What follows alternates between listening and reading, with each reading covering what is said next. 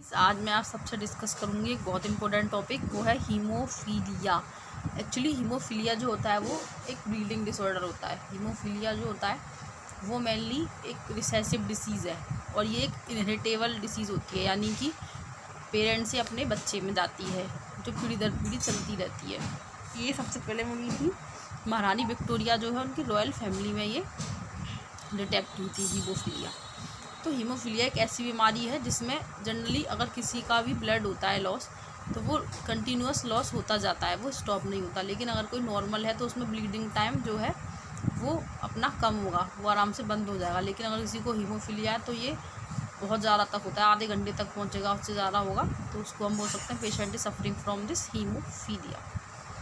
तो हीमोफीलिया जो होता है वो मेनली होता है मेल में, ठीक है, लेकिन क्या होता है ट्रांसमिटेड बाई फीमेल होता है, बिकॉज फीमेल जो होती हैं वो इसकी करियर होती हैं। फॉर एग्जांपल मैं आपको एक अभी बताती हूँ चार्ट से, जैसे कि मान के चलिए ये एक्स क्रोमोसोम पे प्रेजेंट होता है, ठीक है, तो ये फादर का क्रोमोसोम है एक्स वाई और ये मदर का क्रोमोसोम है एक्स एक्स।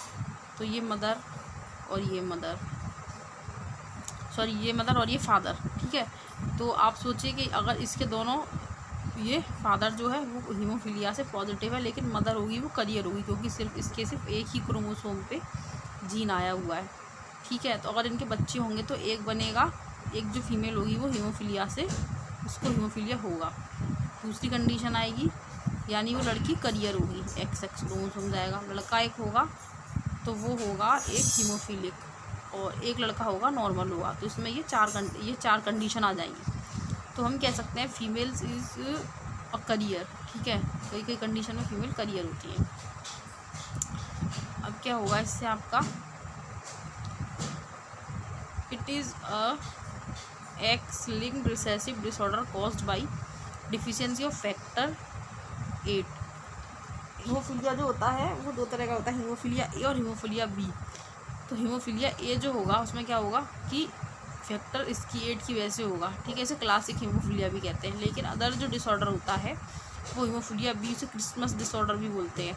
ये इन्वॉल्व करता है मेल्स को, जो कि क्या होता है जिसमें कि inherited to X linked recessive trait, ठीक है। It is cause due to deficiency of factor 9, ये फैक्टर 9 की वजह से होता है। अब इसका क्लिनिकल फीचर, तो हीमोफीलिया यानी ब्लीडिंग डिसऑर्डर है, तो इसका क्लिनिकल फीचर होगा सबसे पहला तो ब्लड से रिलेटेड ही क्लिनिकल फीचर आएंगे, ठीक है। तो इसका क्लिनिकल फीचर होगा कि जो पेशेंट होगा उसका ब्लीडिंग टाइम जो होगा वो ज़्यादा होगा नॉर्मल आदमी के ब्लीडिंग टाइम से, ठीक है। उसका क्लॉटिंग टाइम भी अब नॉर्मल होगा नॉर्मल आदमी के ब्लीडिंग टाइम से। इसके अलावा अगर जब चाइल्ड जो होता है पैदा, वो शुरू में तो बहुत आपको ऐसा लगेगा कि हेल्दी है, लेकिन क्या होगा उसमें स्पाइनल ब्लीडिंग होगी। इसके अलावा क्या होगा, उसका जो होगा सेफेलोहेमाटोमा हो जाएगा। इन्फेंट में एसिम्टोमेटिक रहेगा कुछ महीने तक, बाद में सिम्टम आना शुरू होंगे। और जैसे बच्चा ब्रश करना शुरू करेगा तो ब्लीडिंग बहुत ज़्यादा कॉमन हो जाएगी, इसमें दांतों से जंजावा से ब्लीडिंग होने लगेगी कॉमन। अब इसके अलावा एडल्ट में भी काफ़ी ज़्यादा दिखाते हैं, स्पॉन्टेनियस ब्लीडिंग होने लगेगी। इंट्राक्रेनियल प्रेशर जो इंट्राक्रेनियल हीमोरेज बढ़ जाएगा, और जैसे कि स्टूल में ब्लड आना, यूरिन में ब्लड आना, और इसके अलावा नी एल्बो इन समय ब्लड आना, डबल विज़न वगैरह सब होंगे, क्योंकि ब्लड की कमी होती रहेगी। अगर इतना ज़्यादा ब्लड है, ब्लड का लॉस हुआ तो ब्लड की कमी होती रहेगी, तो उससे बहुत ज़्यादा वीकनेस वगैरह सब होगी पेशेंट में। तो let's see what are the clinical features. Clinical feature at birth newborn normal healthy, लेकिन bleeding from cord and cephalohematoma in infants asymptomatic till 6 to 12 months, लेकिन after that when start brushing then most obvious from mouth, ठीक है, bleeding is common during childhood.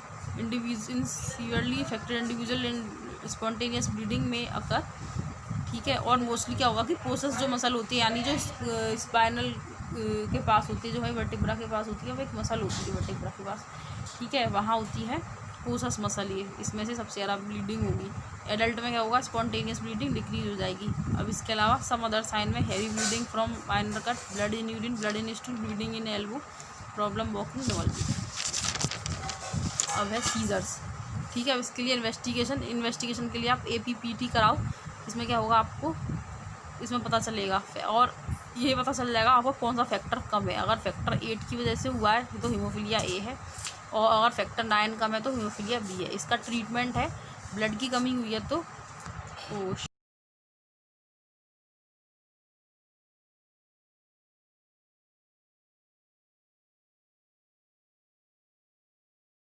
और treatment of haemophilia, अगर blood की कमी होती है, हमेशा ही ब्लड की कमी होगी हीमोफीलिया तो, क्योंकि स्पॉन्टेनियस ब्लीडिंग होती ही रहेगी।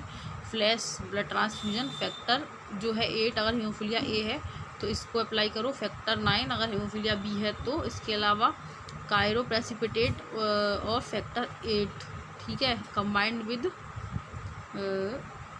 अमीनो प्रोप्रोटिक एसिड, इसके साथ देना है। अगर आपको भी मेजर सर्जरी करने से पहले जा रहे हैं तो ध्यान रखो कि ये फैक्टर्स, अगर जो भी जिसकी कमी से हीमोफीलिया, वही फैक्टर पेशेंट की बॉडी में आपको इंड्यूस करने पड़ेंगे काफ़ी टाइम पहले तक। एंटीबायोटिक भी गिवन होंगी। अब इसका कॉम्प्लिकेशन क्या है? इसका मेनली कॉम्प्लिकेशन होता है हेपेटाइटिस, एनीमिया बिकॉज बहुत ज़्यादा ब्लड लॉस होगा, स्पॉन्टेनियस इंट्राक्रेनियल हीमोरेज और contraction in the muscle following intramuscular haemorrhage, ये सब होगा, या फिर हेमेटोमास हो जाएंगे।